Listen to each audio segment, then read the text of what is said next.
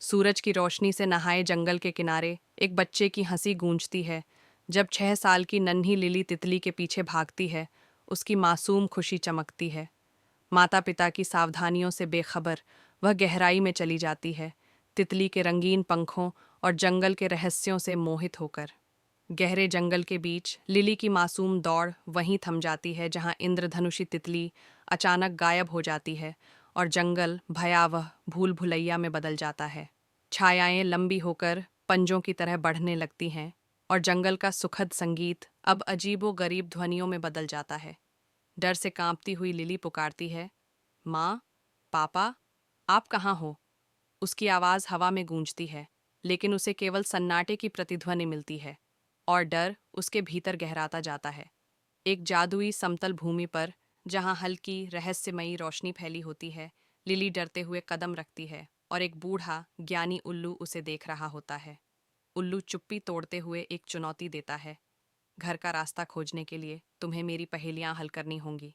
Lily घबराई हुई लेकिन हिम्मत जुटाकर कहती है, मैं मैं कोशिश करूंगी। चांदनी में चमकती नदी लहरों संग बह रही होती है और पहेलियों के संकेतों से चलती हुई लिली उसके किनारे पहुंचती है। तभी हवा में परियों की हंसी गूंज उठती है, जो एक शर्त पर मदद करने को तैयार होती हैं।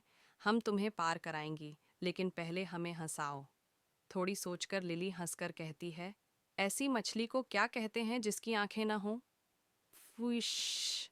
परियां ठहाके लगाकर हंस पड़ती हैं और खुशी से कहती हैं, बहुत बढ़िया, अब इन कमल के पत्तों पर कदम रखो।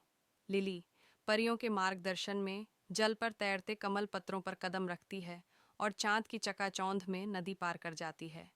सुबह होते ही जंगल के किनारे पहुंचकर लिली दूर अपने चिंतित माता पिता को देखती है और उसके दिल में आशा की किरण जागती है।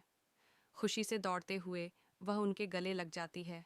उसका दिल मिलने की खुशी से तेजी से धड़क रहा होता है। प्यार और राहत से भरे आंसुओं के साथ माता पिता उसे गले लगा लेते हैं और सूरज की पहली किरणों की तरह उनके दिल में सुकून फैल जाता है। अब सुबह की हल्की धूप में नहाया जंगल पहले से कहीं अधिक सौम्य और स्वागतपूर्ण लगता है। लिली की नई हिम्मत और परिवार के अटूट प्रेम का मूक साक्षी